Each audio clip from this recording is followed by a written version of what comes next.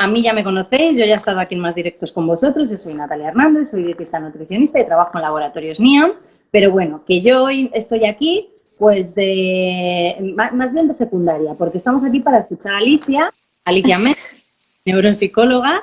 Tu perfil, Alicia, es @amable.mente, ¿verdad? Exactamente, ese es mi perfil. Entonces, bueno, pues ya sabes que este perfil pues está enfocado a mujeres que tienen SOP. Y bueno, pues aquí ya hemos hablado pues un poco de las repercusiones del SOP, de cómo afrontar el SOP a través de la alimentación, de la actividad física, pues bueno, los consejos bueno, pues que solemos dar. Pero nos parecía importante también contar con una figura como la tuya para hablar de cómo repercute el tener un SOP, que al final es algo crónico, pues en nuestro bienestar, ¿no? Uh-huh, uh-huh. Lo primero, Natalia, agradecerte a ti, tanto a ti como a tu equipo y todo el equipo que está detrás de Laboratorios NIAM, porque la oportunidad de poder hablar de esto para mí es muy, muy importante, porque aparte de psicóloga general sanitaria, también soy mujer con SOP.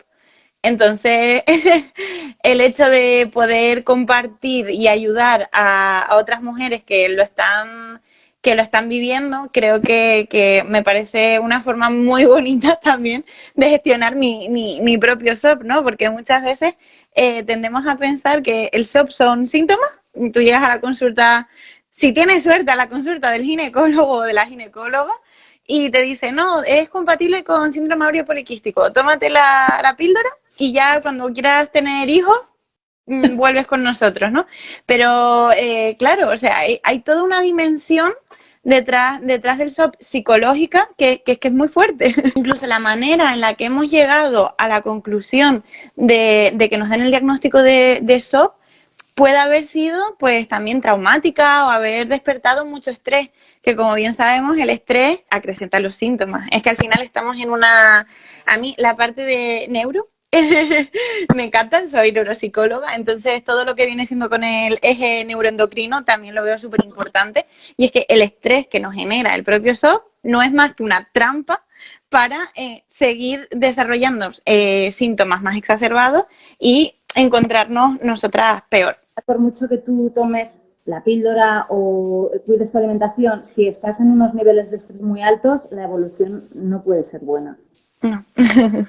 No puede, por la liberación de cortisol, de otras hormonas relacionadas con el estrés. Al final, además, liberamos factores proinflamatorios. Por ejemplo, si tenemos un signo que es muy común como el acné, pues si tú estás generando esa pequeña inflamación, pues ya ni te cuento. También el modelo quizás médico que tenemos la costumbre de ver, cuando en realidad todos los temas de salud deberían ser como muy integrales, ¿no? Muy sistémicos de todo, porque me influye tanto factores como pueden ser físicos, evidentemente genéticos, pero también en la mejoría de mis síntomas está que yo pueda acceder a una alimentación adecuada, que yo pueda tener los recursos para, tanto recursos emocionales como para gestionarme a mí, como recursos económicos para poder ir a una terapia si lo necesito. Muchísimos factores que no se tienen en cuenta a la hora de cómo se desarrolla este síndrome, y que lo estamos, no me gusta decir sufriendo, porque las cosas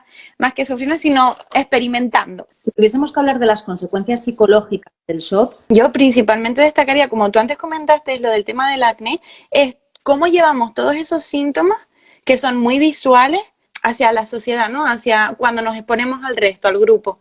Porque la autoestima bebe mucho de los espejos donde yo me pongo, y las personas de mi alrededor y mi círculo son mi espejo. Si yo me estoy reflejando de manera que lo que recibo es feedback negativo, que no tiene por qué ser intencionado, ¿no? De que fea eres o cuídate esos granos, que también sucede, más de lo que me gustaría. Más velado, ¿no? No, pues mira, si hicieras esto, quizás podrías estar un poquito mejor de la piel. Consejos, primero, no pedidos, y que quizás yo ya estoy yendo a los especialistas y las especialistas que tienen que tratarme a mí esa sintomatología. Entonces, nos ponemos en la piel de una mujer con hirsutismo, una mujer, en mi caso no es hirsutismo, sino todo lo contrario, alopecia, que al final es otra manera de expresión, ¿no? del SOP, y ves que tu círculo de amigas cuando eres adolescente y todas van a salir de fiesta y se hacen peinados y tú dices, vale, es que yo no, porque no tengo más, o sea, no tengo más pelo ahora mismo, no puedo hacer otra cosa. O me depilé ayer, ¿cómo va a ser que hoy esté así? Entonces, si yo me pongo en ese reflejo y le sumo la autoexigencia que nos ponemos y la exigencia extrema de la sociedad en la que vivimos, jolín, o sea, es que se pone muchísima presión sobre una persona y eso es mucho estrés porque tenemos el pensamiento de que no somos suficientes. Yo creo que nos hace un flaco favor muchas veces la distorsión un poco de la imagen que vemos quizás en redes sociales. Al final, esa no es la realidad que tú te encuentras en el día a día. Es un estándar, ¿no?, de belleza que quizás a ciertas edades y si encima de repente pues tienes este problema, puede hacerte mucho daño. Exacto. Me gusta mucho irme a la estadística cuando hablamos de esto, todos estamos dentro de una normalidad y dentro de la curva de la normalidad, que es así como una campana, nos encontramos como que dentro de la mitad hay bastante variabilidad y que quizás hay casos por debajo y casos por encima. ¿Qué es lo que pasa? Toda la mitad nos estamos fijando en el 10% que está por encima, ¿no? Luego que la belleza también es subjetiva, porque si analizamos la belleza de las mujeres durante toda la historia, ahora quizás hay un modelo de belleza que está basado en la delgadez, está basado en estar más o menos morenas, pero si nos vamos a siglos pasados, estar morena era que trabajabas en el campo, y si trabajabas en el campo no tenías dinero, por lo tanto era un estereotipo de fealdad, o incluso si estabas delgada es que no tenías para comer, y por lo tanto las personas que eran más gordas tenían como más belleza, ¿no? Porque toda la interpretación que hagamos depende de nuestro contexto. Pues es que yo creo que esto es un problema y a una mujer con SOP le sucede el triple. Esos signos o esos síntomas que tú manifiestas ya te hacen sentir un poco insegura y entonces el hecho de que encima sientas esa presión un poco del resto de la sociedad, pues puede que no ayude, sino todo lo contrario. ¿Qué consejos darías en este caso? En primer lugar, hablaré como paciente. Al final he sido paciente y yo ahora mismo estoy en tratamiento con endocrina, con dermatóloga y con ginecóloga. Todas mujeres, la verdad, que porque siento como que empatizo muchísimo con profesionales que me pueden entender en ese sentido. Antes de empezar con todas ellas, empecé con mi psicóloga. Las psicólogas y los psicólogos normalmente también hacemos terapia porque tenemos que autocuidarnos mucho. Entonces, si nosotras sentimos que estamos más flojitas, que no podemos con esto, lo primero, pedir ayuda. Pedir ayuda porque es que encima nos autoexigimos. La falacia del te tienes que querer, te tienes que tener muchísima autoestima, porque si tú no te quieres, ¿quién te va a querer? Hay personas que no se quieren y necesitan que otras las quieran primero para poder sentirse queridas, ¿no? Eso es muy peligroso. Los mensajes en redes sociales pueden ser positivos, pero no son terapia y no son para todo el mundo. Los mensajes en redes sociales hablan de generalidades. ¿Qué pasa? Yo estoy más flojita, yo me siento mal, tengo por un lado la presión tengo esta sintomatología, yo me veo peor. También, ¿cómo exagero yo? En mi caso, por ejemplo, la alopecia, ¿cómo puede que la esté exagerando yo? ¿Y cómo puede ser que me perciba el resto? Además, los mensajes como de autocuidado, que muchas veces quizás llevan también a sentirnos un poco frustrados.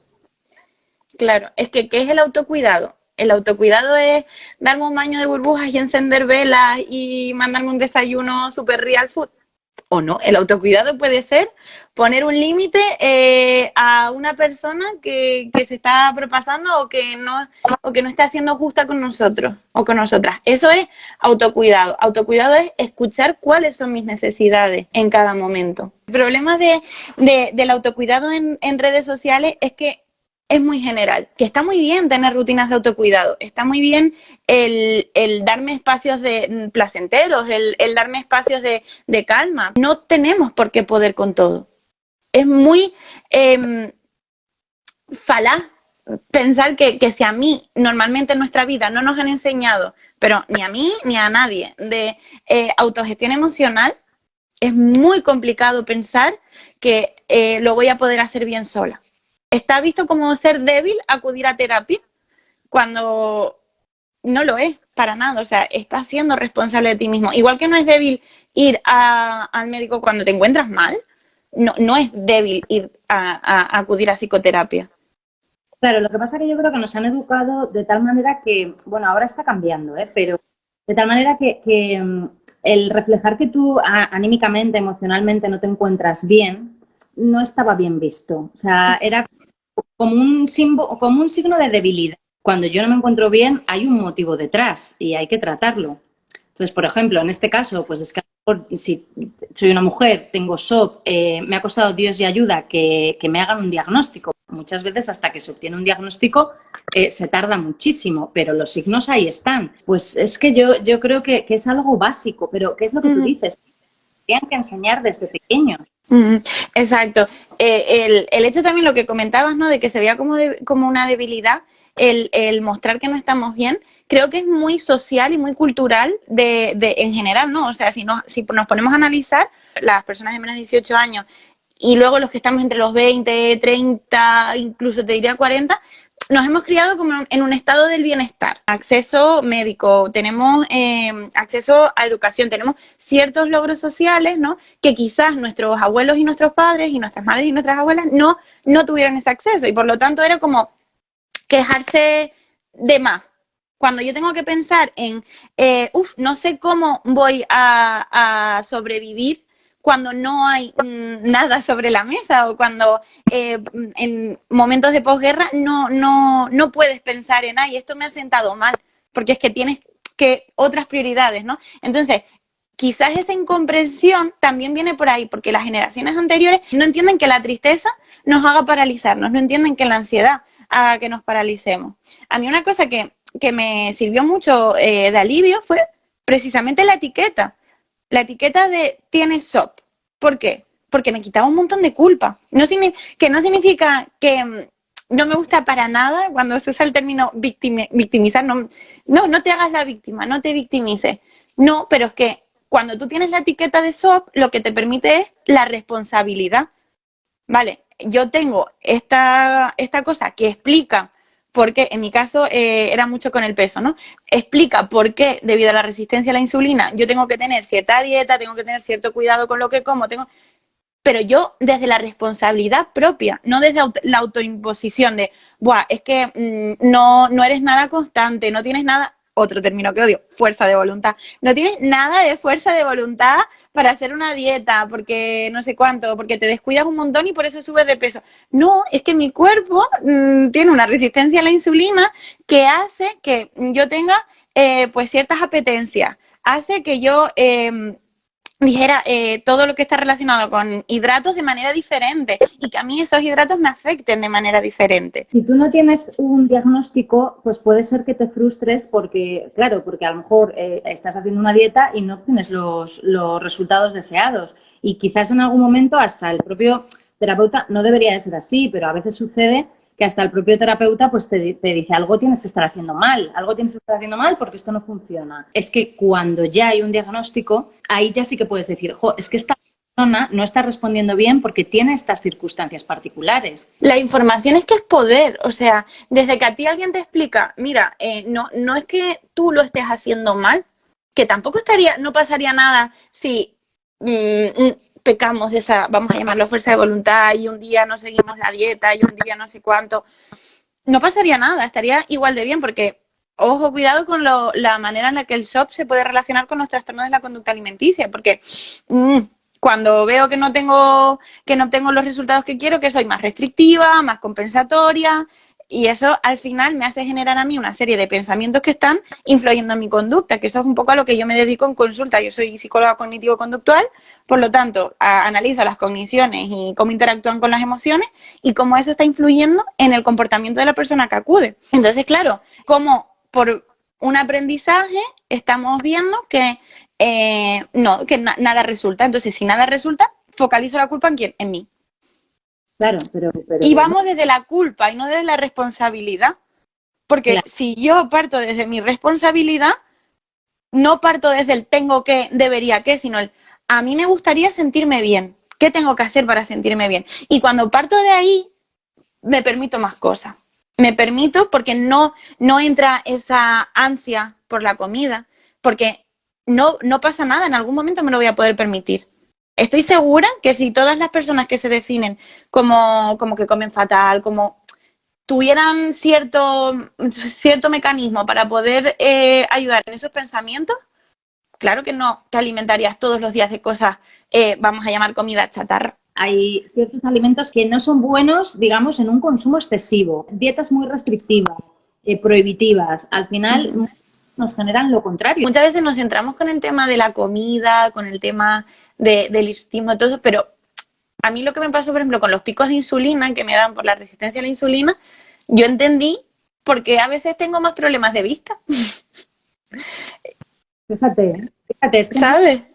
no son solamente los síntomas que son como más evidentes, que nosotros siempre decimos que son por resistencia a la pérdida, caída de cabello, acné y hirsutismo, que son como los 4 que siempre comentamos. ¿No? Cuando tú entiendes lo que te sucede, ya le das explicación a muchas cosas que te están pasando en el día a día y que pues que no entendías. Claro. Y cuando tienes esa información eres capaz de modificar tu contexto, porque si tú tienes la información de que a mí cuando me llegó el diagnóstico, cuando tuve el diagnóstico de eso con mi endocrina, jolín, yo movilicé todo me dio esa fuerza, ¿no? Como para poner en movimiento todas las cosas que tenía que hacer. Encontré una dermatóloga adecuada, encontré una ginecóloga adecuada, me metí con el deporte y encontré un grupo de entrenamiento que a día de hoy es maravilloso, pero porque ya vas desde la información y no desde la culpa, desde, vale, sé que la actividad física a mí me va a venir bien. ¿Cualquier actividad física? No, pero porque soy un ser humano que tiene derecho a disfrutar de todo lo que hace. Pues tengo que hacer actividad física, evidentemente, pero dentro de esa actividad física hay un abanico enorme de posibilidades. A mí siempre desde pequeña, tienes que salir a caminar, tienes que salir a correr, tienes que no sé cuánto. Yo a día de hoy odio correr y caminar, pero me encanta el entrenamiento funcional y me encanta hacer aeroyoga y disfruto. Y como disfruto, yo llevo 1 año y medio yendo a hacer deporte, algo que no había hecho nunca en mi vida y que reforzaba esa conducta de, ay, eres un fracaso porque no eres capaz, no eres capaz, no eres capaz. Claro, y cuando tenemos ese aprendizaje tan marcado, es un aprendizaje muy condicionado y también muy condicionado y operante, jolín, es que al final nuestra conducta es fruto de eso. Sí, claro, y es que de hecho hay gente, o sea, tú hablas con, con mujeres a lo mejor que tienen este problema y que a lo mejor lo llevan arrastrando años y claro, pues es lo que tú dices, o sea, es que llega un momento que a lo mejor aborrezco ciertas actividades físicas de tanto que me las han recomendado y, joder, al final lo importante es mantenerse activo. Si te gusta hacer pilates, pues haz pilates. Y si te gusta montar en bici, pues en bici. Pero que al final lo importante es que estés activa. Que sí, que a lo mejor el ejercicio que mejor te va es X, pues los ejercicios de intervalos de alta intensidad. Vale, pero que mejor será que hagas algo a que no hagas nada porque eso te tiene traumatizada. Claro, exacto. Como se trabaja mucho en consulta es a través de pequeños refuerzos y de metas pequeñitas. Yo no puedo, igual que yo no le puedo pedir a una niña que ha suspendido todo el curso pasado, no le puedo pedir que de repente pues me saque todos sobresalientes, ¿no? Pues quizá el hecho de que ya la apruebe el 70% o el 50% ya es una meta que tenemos que reforzar. Entonces, si yo parto de la base de que nunca he tenido ganas o no me ha surgido la oportunidad o cualquier motivo, el motivo X por el cual yo no haya tenido en mi vida tan presente la actividad física. Yo no puedo pretender correr una maratón, yo no puedo pretender que de repente me guste X deporte cuando nunca me ha gustado. Quizás como tenemos que empezar con esos pequeños pasitos, ¿vale? Pues voy a hacer hoy 15 minutos de esto que me gustó y de esto que me gusta. Es preferible hacer 15 minutos de zumba que no hacer nada, ¿no? Ahí está. Y es que al final, pues bueno, pues es que yo creo que es tan importante porque tú también un poco desde tu experiencia personal, o sea, también profesional, pero ¿qué consejo darías a una chica, a una mujer con SOP que está un poco perdida, pues porque a lo mejor tiene un diagnóstico reciente y arrastra pues todos estos problemas que estamos comentando? ¿Qué consejos le podrías dar? Vale, yo lo primero que recomendaría, si puedo hacerlo, porque al final cada esto es un mundo, es que no pasa nada, no pasa nada. Pasan muchas cosas, pero no pasa nada porque se va a resolver. O sea, a día de hoy hay muchas herramientas y mecanismos por los cuales vas a poder regular esas cosas que ahora mismo te preocupan. Cada vez más profesionales, gracias a Dios que están puestos en este tema, que te van a ayudar, porque posiblemente también hayan sido, como en mi caso, ¿no? Como también lo hayan experimentado. Y lo siguiente, permítete ese momento de duelo, por decirlo de alguna manera, porque estás pasando una nueva etapa de tu vida. Y luego, una vez que te has permitido esas emociones y has pasado ese duelo, empieza a conocer, a buscar información, a mirar en internet, en redes sociales, siempre con una mirada crítica, ¿no? Porque después uno se encuentra de todo. Pero sobre todo, acudir a esos perfiles, a esas personas que nosotros creemos que nos puedan ayudar. Y luego también, si somos personas acompañantes a una persona con SOP, no hace falta que nosotros busquemos las soluciones, no hace falta estar en una ristra, ¿no? De una lista enorme de tienes que hacer esto, esto, esto. No, porque eso es un cerebro racional que yo ahora a lo mejor no puedo soportar y quizás no son las soluciones que necesite. Acompañémonos a nosotros mismos y acompañemos a las personas que a nuestro alrededor que están empezando con esta nueva vida, por decirlo de alguna manera. Sería, oye, ¿qué necesitas? O sea, aquí estoy, Exacto. ¿no? Claro, y por también te están quitando responsabilidad. Es súper empoderador. Imagínate una persona que por todo esta sintomatología que hemos estado viendo, tiene autoconcepto y autoestima bajita, ¿no?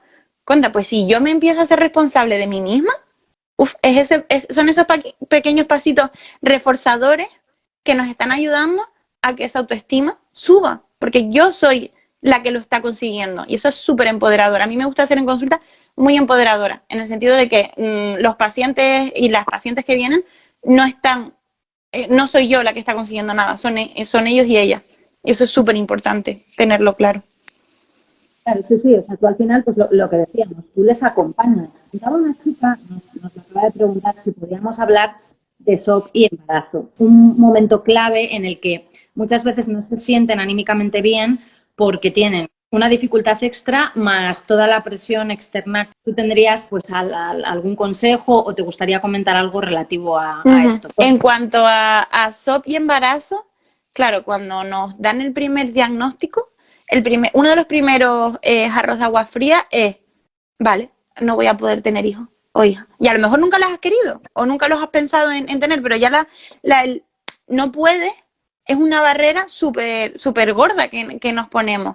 El estrés que nos genera esa barrera, imagínate si esto nos pasa a los que en principio no queremos tener, imagínate si una persona que quiere tener el estrés que le genera brutal. Entonces, como hemos dicho, el cortisol, que es la hormona más relacionada con el estrés, está relacionada con la infertilidad. Exacto, cuanto más estrés tengo, menos fértil, por decirlo de alguna manera, soy. Y está estudiado que parejas que han tenido problemas para tener el primer o la primera hija, cuando tienen esa primera descendencia, no tienen tanto problema en la segunda. ¿Por qué? Porque me he relajado, ya tengo uno. No pasa nada, ya me he valido, ya he conseguido mi meta, ya muchas cosas, ¿no? Yo sé que es muy difícil y no ayuda el decir, no, lo que tienes que hacer es relajarte y seguro que ya está. No. Ese acompañamiento es súper importante. Ese acompañamiento de pasa algo. No es que no pase nada, es que pasa algo.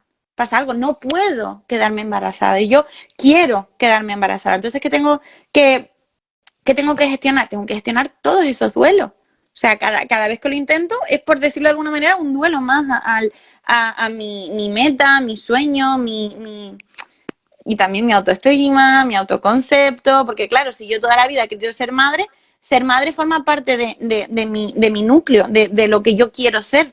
Entonces, cuando no lo puedo conseguir, es súper frustrante. Me da miedo, porque no me voy a validar a mí misma. Entonces, creo que es muy, muy, muy importante hacer una buena gestión emocional. de todo esto. La gestión emocional, desde mi parte, que es la psicología, pues es lo máximo a lo que podemos gestionar en cuanto a embarazo. ¿Por qué? Porque si yo he gestionado emocionalmente de manera adecuada, mis conductas van a estar guiadas por lo que yo quiero y no por lo que mi emoción quiere. Al final las emociones son como alarmas, no hay emociones buenas y malas, hay emociones que no nos permiten a veces llegar a donde queremos, pero al final son todas alarmas que nos están dando información. Si yo no sintiese miedo, pues no me iría por la calle porque no pensaría que me pueda atropellar un coche. El miedo es necesario, la tristeza es necesaria, el enfado es necesario para poner límites. Entonces, el hecho de primero entenderlo y permitirlo me va a hacer que la decisión de mi conducta no la tome el enfado, no la tome el miedo, no la tome la tristeza, la tome yo como persona. Y me parece que hay una pregunta que dicen, ¿somos 100% infértiles? Una mujer con SOP no es 100% infértil para nada. Una mujer con SOP puede tener un embarazo perfectamente, pero necesita regularse. Para eso hay ayudas, medicamentos, suplementos y todas las ayudas que se pueden hacer a partir del estilo de vida. A lo mejor se tarda más tiempo, pero eso no quiere decir que no lo consigáis. Lo que pasa que, claro, cuanto más tiempo tardas en conseguir ese embarazo, muchas veces peor te encuentras si no sabes gestionar las emociones, que es lo que estaba explicando Alicia. Exacto. Pero, o sea, a lo que yo me refería es cuando te dan esa noticia, una de las primeras cosas es, pues te va a costar tener hijos o va a ser muy difícil que puedas tener hijos. Entonces, enfrentarse a eso, que me ha parecido un ejemplo maravilloso lo que acaba de pasar, porque claro, yo acabo de generar esa ansiedad que te generan a ti también en la primera consulta en la que te dicen, oye, pues tiene toda la pinta de que tienes síndrome ovario poliquístico y esto significa pues que vas a tener estos problemas, que vas a tener problemas a la hora de tener descendencia. Claro, o sea, no, como muy bien ha explicado Natalia. Lo que sí es verdad que si esta noticia y esto no lo gestionamos de la manera adecuada, pues sí que puede influir quizás en que nos cueste un poquito más, que sea un factor más añadido por el tema del cortisol. Ese estrés emocional que le ponemos pensando que no lo voy a conseguir, que me va a costar mucho, que otro mes que no lo consigo, pues ese estrés nos sube los niveles de cortisol y esa inflamación dificulta más todavía. Es como la pescadilla que se muerde la cola. Pero todo, bueno, pues con sus buenas pautas y con un buen seguimiento y con un buen control emocional, pues nada. De hecho, nosotras tenemos muchísimas usuarias que finalmente consiguen el embarazo. Además es que, pues en general, como al final, pues en esta comunidad, al final, pues creamos como una unión muy bonita y muchas pues nos hacen partícipes de ello. No sé si tú quieres añadir alguna otra cosa, algo más que tú quieras añadir relacionado un poco eso, con este bienestar mental, bienestar emocional. Yo cuando os comenté toda mi historia por Instagram en ese post, creo que fue súper sanador y creo que fue sanador no solo para mí, sino para todas las personas que participaron, porque es como, jolín, alguien me está escuchando. Cuando os vi en redes sociales es como, buah, pues si a mí me pasa, le pasa a más gente. Entonces, eso es para mí lo más importante. Se suele decir de consuelo de muchos consejos de tontos. Yo no lo creo para nada. No lo creo para nada en el sentido de me normalizo. ¿Qué es la normalidad? Primero, para mí la normalidad hay un concepto un poquito vago. Hablo más de normatividad, ¿no? Pero ¿qué es la norma? Entonces, cuando tú ves que hay otras personas pues que quizás no tienen los mismos síntomas que tú, pero tienen síntomas que también de eso, porque están viviendo eso, jolín, te entienden perfectamente. Y ya el simple hecho de que te acompañe alguien que te entiende es muy diferente a cuando una persona de fuera no lo vive. No lo vive. Igual que yo no puedo aconsejar a personas que han vivido ciertas experiencias, porque es muy difícil ponerse en el lugar de esa persona, pues cuando tú ves que hay toda una comunidad que te ayuda, porque simplemente te escucha y además es que no está haciendo nada más que escuchar, y a veces nos olvidamos del poder de la escucha activa y de la comprensión y de la empatía, porque yo voy con el estrés, con todo el rato de algo me pasa, estoy mal, estoy rota, algo no va bien, y veo que a otras personas le pasa y yo digo, vale, pero es que estas personas a mí me parecen lo más normal del mundo y también les pasa lo que yo. ¿No será que yo también soy normal y que no es tanto culpa mía? Eso es muy importante. El crear comunidad para mí es súper importante. Sí, creo que eso ayuda mucho. O sea, es como hacer una terapia de grupo, ¿no? O sea, Exacto. poder decir, pues me pasa esto y hay gente que me entiende y que me escucha y que me dice, jo, pues a mí me sucede lo mismo. El poderte a lo mejor desahogar o explicar lo que a ti te sucede y sentirte quizás más comprendida, ¿no?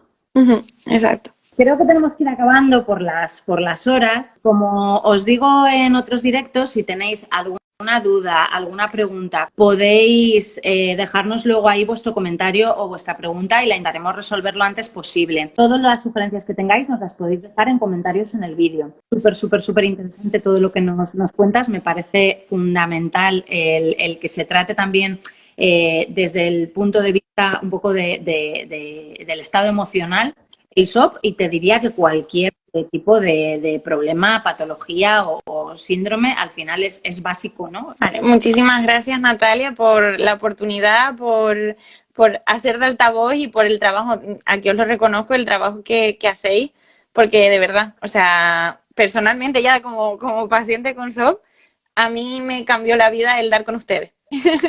Pues muchísimas gracias, muchas gracias, Alicia. Adiós, chao.